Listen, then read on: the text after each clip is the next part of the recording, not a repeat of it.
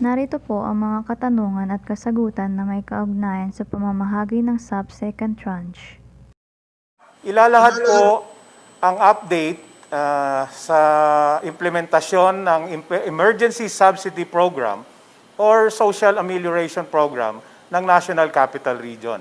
Nais naming ipagbigay sa lahat na as of September 30, 2020, ang DSWD NCR at Central Office po ay nakapagpondo na ng ayuda sa ilalim ng programa para sa kabuuan na 3,202,949 na pamilya.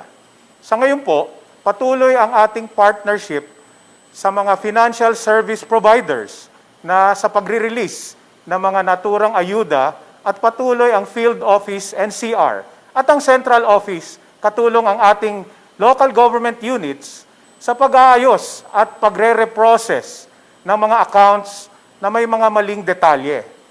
Base sa September 30, 2020, ang aktwal na napagsilbihan ng ating financial service providers ay nasa 1,942,830 na po na mga pamilya. Kasama na po rito ang mga pamilyang nakatanggap para sa second tranche at mga waitlisted po. Binubuo po ng ating FSP ng DSWD, NCR at Central Office na ma-reprocess at ma-release ang 1,260,119 pa na mga pamilya. Ito po ang latag ng ating mga datos. May dagdag ko po, sa second tranche, sa Pantawid, 215,934 ang ating mga benepisyaryo. Sa mga non-Pantawid naman po ay nasa 1,386,999. Ang mga waitlisted o left out naman po ay umabot na po ng 1,600,016. Sa kabuuang bilang ng pamilyang nabigyan ng benepisyo ay 3,202,949. Ang actual served naman po ng mga financial service providers para po sa second tranche, sa Pantawid po, ay umabot na ng 215,934. Para naman po sa non-Pantawid ay 504,132 po. Ang waitlisted naman po or left out ay umabot na ng 1,222,764. Ang kabuuang bilang ng pamilya ay umabot po ng 1,942,830. Kung inyo pong makikita, inaasahan pa po natin na mai-release ang ayuda sa higit 1.2 million or 1,260,119 na pamilya. Amin pong hinihingi ang inyong kooperasyon at pag-unawa sa ating mga kababayan dito po sa National Capital Region sapagkat hindi po titigil ang ating partners na FSPs or financial service providers sa pamamahagi hanggat hindi natin nakukumpleto ang ating target ayon sa funded payroll. Gayon din, isinasaayos at inire-reprocess ng DSWD NCR katulong ng LGUs ang mga mayroong discrepancy sa impormasyon ng mga benepisaryo. Patuloy pong ang monitoring na ginagawa ng ating ahensya sa programang ito upang masigurong lahat ng pamilyang kwalipikado ay makatanggap po ng ating ayuda.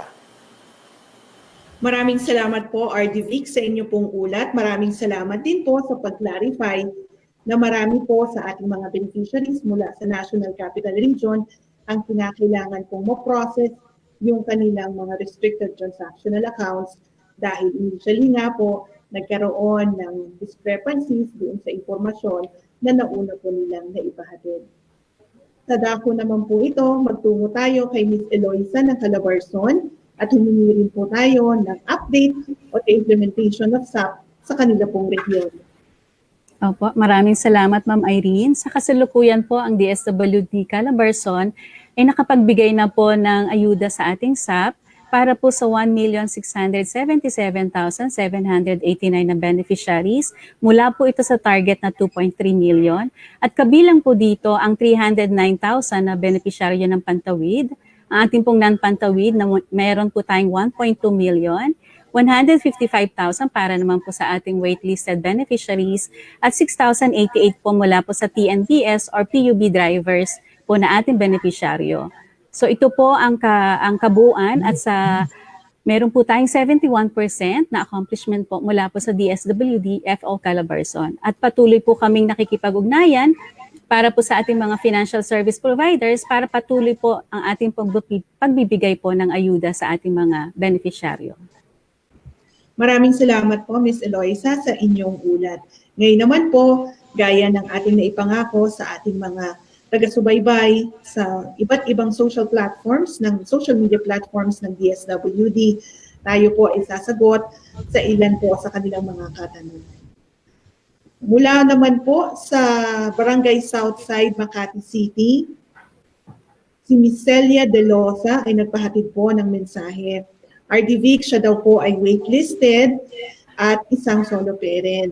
Hanggang ngayon, wala pa daw po siyang natatanggap na mensahe. Kasagutan po, RDVIC. Thank you, Kay ma'am. Ma'am Celia po. Ang ilan sa waitlisted nating mga kababayan na hindi pa po nakakatanggap ng ayuda ay maaari pong ma-reprocess or nasa reprocessing ang kanilang ayuda sapagkat mayroong mga discrepancy po sa impormasyon katulad marahil ng invalid number or discrepancy din po sa personal na information. Kami naman po ay nagbibigay ng listahan ng ating mga matagumpay na transaksyon sa ating mga partners sa local government units sa pamamagitan ng ating mga local Social Welfare and Development Office. Kayo po ay aming hinihikayat na magtanong sa kanila upang makita kung kayo ay kasama po sa reprocess o reprocessing. Kung wala naman po kayo sa mga hindi matagumpay na transaksyon, mangyari lamang pong pakihintay o i-text or yung notification ng ating mga FSPs or financial service providers na naka-assign po sa inyong mga lunsod. Salamat po. Sa inyo pong kasagutan. Mula naman po kay King Adrias Artizo ng Barangay Rizal, Makati. Siya din daw po ay wala pa pong natatanggap na second tranche RDVIC, samantalang ang kalapit na barangay ay naglabas na po ng listahan. Thank you, ma'am. Ang ating pong mga payroll o listahan ng mga nakakatanggap ng ayuda ay naibigay na po natin sa mga LGUs or local government units sa pamamagitan nga po ng ating mga LSWDOs or yung local social welfare development offices. Ang listahan po ay resulta ng deduplication o pagsusuri kung eligible ang isang benepisaryo sa pamamagitan ng pag-cross-check ng kanyang impormasyon sa ibang ahensya na nagbigay rin ng ayuda upang maiwasan po ang pagdoble ng ayudang natanggap sa magkaibang ahensya. Salamat po. Muli, maraming salamat, RDV. Susunod po na katanungan mula naman kay Rowena Solano Malsi ng Caloocan City. Ang tanong po niya, tuloy-tuloy pa po ba ang pagbibigay ng second tranche?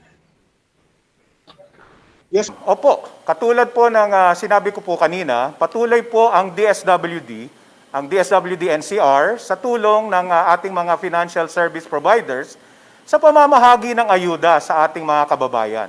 Ang mga per batch po ng hindi matagumpay na transactions po ay naibigay na rin po namin ang mga listahan sa mga local government units upang makatuwang natin sila at kayo po ay maibisuhan kaagad upang ayusin ang mga impormasyon o discrepancies upang sa gayon ay ma-reprocess kaagad-agad ang inyong ayuda at maibigay ang inyong ayuda. Thank you po.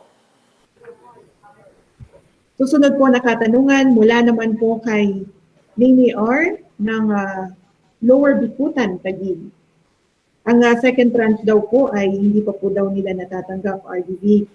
At sila po ay umaasa na maipahatid na po ito sa kanila. Ma'am, naintindihan po namin ang hirap ng sitwasyon natin ngayon. At ang mga pangangailangan na daglian matanggap ang ayuda. Humihingi po kami ng patuloy na pangunawa sa ating mga kababayan, lalo na po dito sa National Capital Region. Patuloy rin po ang ginagawang pagre-release ng ating second tranche sa mga lungsod ng NCR. Mayroon lamang na mga for reprocessing sapagkat ayaw tanggapin ng system dahil mayroong mga discrepancy po sa impormasyon ng ating mga benepisyaryo. Kaya po ito ay binababa namin sa local government units upang masabihan po kayo at maitama po kaagad ito. Ito ay ibabalik po sa amin upang muling ma-process at ma-facilitate po ang pagbibigay ayuda. Dahil nga po sa kagustuhan naming maging ligtas ang ating mga kababayan sa COVID, tayo po ay nag-explore ng mga paraan. At isa na po nga dito ay ang digital payout, kung saan hindi nagdadagsaan ang mga tao sa payout areas. Mayroon scheduling po sa pagkuha ng ayuda at mas ligtas ang magiging paraan ng pagpapahatid ng tulong ng pamahalaan. Ngunit kaakibat po nito, aming patuloy na hinihingi ang inyong pangunawa at pasensya. Salamat po. At muli, maraming salamat RD Vic. Susunod po na katanungan mula naman kay Rosalie Espliguera Borgas. Dito daw po sa DSWD NCR, kailan daw po nila matatanggap ang kanilang emergency subsidy. Meron daw po siyang 4 na anak at may kambal na sa kasulukuyan ay pinapagatas. Meron din daw po siyang 2 months old baby. Ang asawa daw po niya isang construction worker na sa kasalukuyan ay walang trabaho dahil nga po sa pandemic. Ano po ang masasabi natin, RDV? Thank you, ma'am. At magandang araw, Ma'am Burgas. Amin pong naiintindihan ang inyong kalagayan. Ipapa-check po natin ang status ng inyong ayuda upang mabigyan kayo ng feedback kaagad-agad. May pagkakataon nga lang po na talagang mayroong discrepancies sa mga impormasyon at subject for reprocessing po ang inyong ayuda. Pero huwag po kayong mag-alala.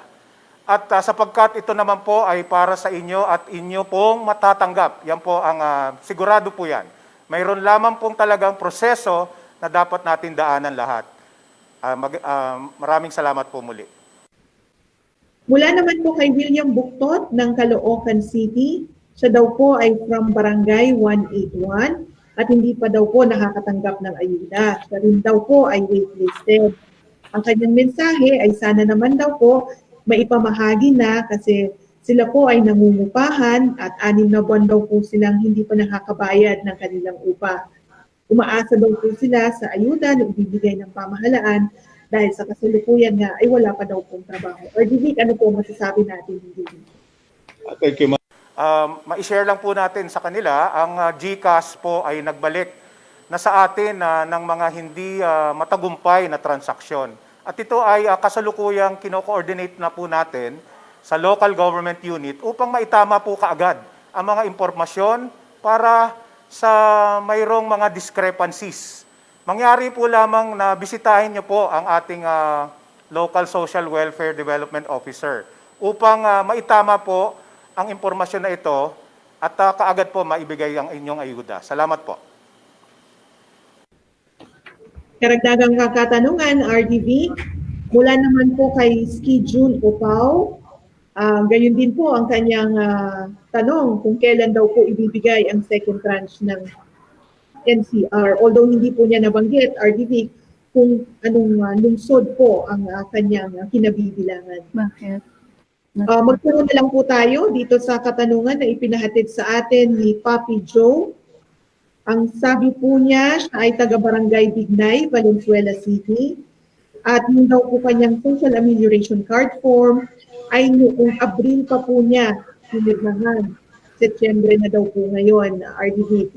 Bakit daw po wala pa rin tulong na naipapahatid sa kanila?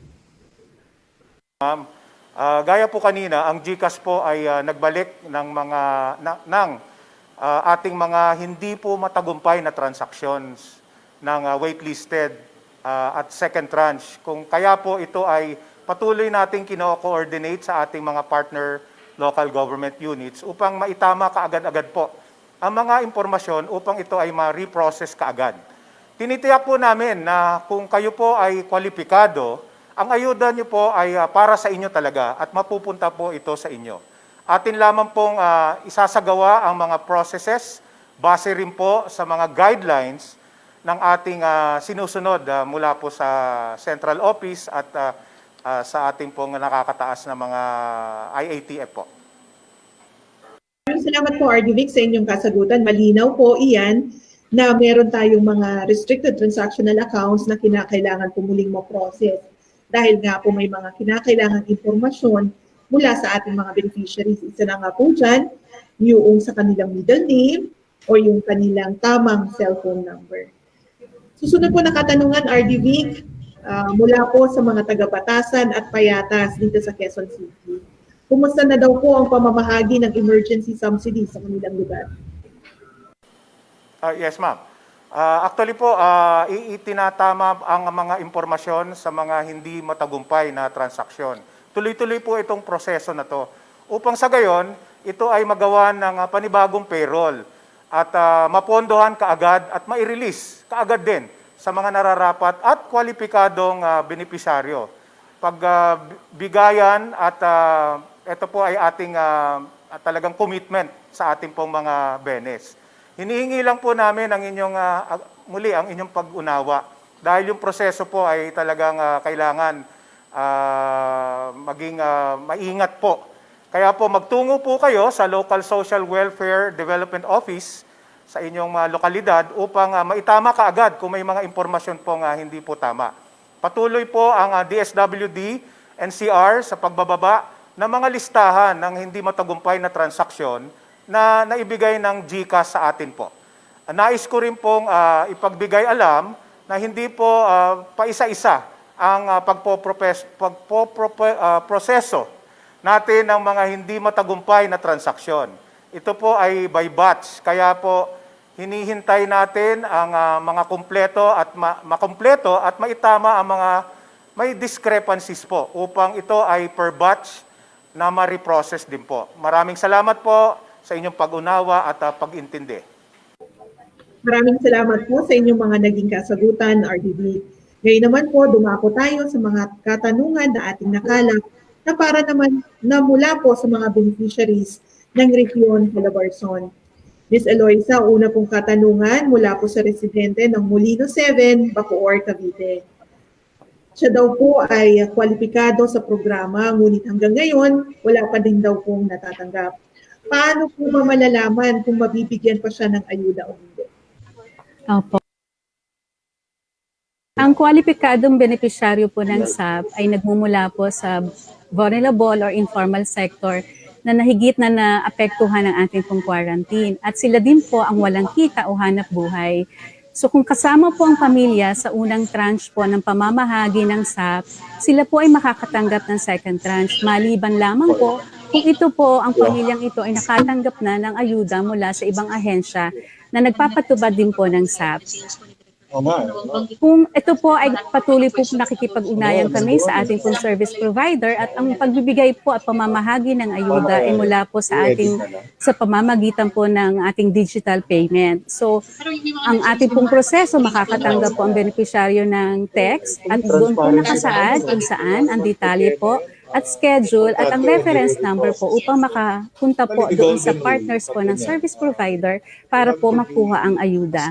Kung sakali po na ang ating po mga beneficiaryo ay hindi po nakatanggap pa ng text, may mga dahilan po ito. Una, maaari pong mali po ang naibigay na cellphone number sa pagrehistro. Pangalawa, maaari din pong nawala din po yung kanilang telepono o kaya po nagbago po ng cellphone number ang beneficiaryo. So sa pagkakataon pong ito, maaari pong makipag-ugnayan ng agaran sa ating pong local social welfare and development offices para po ipabigay po ang inyo pong bagong numero, ang iba pong detalye ng ating pong para po sa SAP program. O kaya naman po, mag-text po sa aming SAP hotlines ng DSWD Calabarzon sa bilang na 744-37934 or 0908-798-3638 o kaya naman po 0905-258-9087. Kayo po ay makakausap ng amin pong mga in charge na staff para po matugunan ang inyo pong mga katanungan at ito po ay masasagot sa pamamagitan po din ng text sa loob po ng 24 hours or 36 hours po. Maraming salamat po, Ma'am Eloisa, sa inyo pong naging kasagutan. Susunod po na katanungan mula naman po kay Lian Rivera. Dito daw po sa kanilang lugar, sa Bacoor City, Cavite, pinag-fill up po sila ng social amelioration card form. Marami raw po silang waitlisted nung hindi daw po nailagay sa master list. Inaasahan po nila na mabibigyan sila, ngunit hindi sila napasama sa first tranche. Samantala, kinuha naman daw po ng kanilang barangay official yung kanilang social amelioration card form. Ang katanungan po, ano daw po ba ang naging basehan ng pagpili sa mga waitlisted maliban po dun sa hindi nakasama sa first tranche? Okay po. Salamat, Ma'am Irene. Ang ating pong SAC form, kung saan po nag-fill up o nagsulat ang ating mga benepisyaryo, ito po ay pamamaraan para makita o matingnan po ng ating local social welfare and development offices kung siya po ay nararapat na makatanggap ng ayuda. So hindi po ibig sabihin na kapag po nagsulat po doon sa SAC form, ay automatic po makaka-receive ng ayuda. So ito po ay inire-recommend ng ating pong barangay at mula po sa rekomendasyon ng barangay, ito po ay binavalidate po ng ating pong social workers kung sila po ay karapat-dapat po na makatanggap. At pagkatapos po nito, yung listahan pong ito, kung nakita po itong validated, certified, and eligible po or kwalifikado po doon sa programa, ito po ay isusumiti sa aming tanggapan dito po sa DSWD Calabarzon. At sa amin naman pong bahagi, ito naman po ay tutungo doon sa validation sa pamamagitan po ng deduplication process kung saan ikino-cross-match po o binabangga po namin yung mga pangalan ng ating master list na beneficiaryo mula po doon sa ating mga listahan naman po ng beneficiaryo ng ibang ahensya na nagpapatupad din po ng SAP. At kung sino po ang nakita po doon na kasama rin po sila sa ayudang ng ibang ahensya, sila po ay matatanggal doon sa ating listahan. At ito po ay ipapaalam po namin sa lokal na pamahalaan para po ipaliwanag doon sa mga benepisyaryo na nag-accomplish po ng SAC o nagsulat po ng SAC kung bakit po sila natanggal doon sa master list. At ito po yung master list ang babayaran po sa pamamagitan po ng ating mga financial service providers. Salamat po, Ma'am Eloisa. Mula naman po kay Yuki David ng Imus Cavite, kailan daw po ba makukumpleto ang pamamahagi ng ayuda sa Imus Cavite? Opo, patuloy po ang pamamahagi po ng DSWD sa ibang lugar po at sa Imus po patuloy po ang ating pong pamamahagi. So hintayin lamang po ang text mula po sa ating service provider para po sa detalye at schedule po ng ating pamamahagi. Kung wala po kayong na-receive o natanggap po na text, maaari po uli, paalala po sa lahat na mag-text po kayo sa aking pong nabanggit kaninang SAP hotlines or makipag-ugnayan po sa ating local social welfare and development offices para malaman kung ano na po ang estado o katatayuan po ng inyong pong ayuda. Muli, maraming salamat, Ms. Eloisa, sa inyong pong naging kasagutan. Susunod po na katanungan mula kay Flor Delis Carsa ng Taysan, Batangas. Ang katanungan po niya, bakit dito sa amin namigay na ng SAP 2 na ngunit marami po ang tinanggal. Ang natanggal pa ay yung walang-wala at yung mga may kaya. Papaano daw po ba nag-validate ang DSWD? Opo, ang pag-validate po na ginagawa, una po, ang listahan po o ang rekomendasyon po ay nagmumula po sa barangay. Pagkatapos po ng barangay, ibinibigay po ito sa munisipyo o sa lungsod para po tingnan ang detalye at kung ito po ay na-validate na qualified, ito po ay isusumite sa aming tanggapan para po makatanggap ng ayuda. Ang pag-validate po ay maaaring gawin sa pamamagitan ng pag-interview sa barangay, maaari din po sa munisipyo, maaari din pong bahay-bahay ang gagawin o maaari din naman pong grupo o focus group discussion para po makita, malaman kung kayo po ay kwalipikado doon sa ating pong SAP program. Okay, maraming salamat po, Ms. Eloisa, sa inyo pong naging kasagutan. Muli, tayo rin ay nagpapasalamat kay Regional Director Vic Tomas at sinamahan niya rin po tayo ngayong hapon para naman po sagutin ang mga katanungan mula sa mga beneficiaries ng National Capital Region.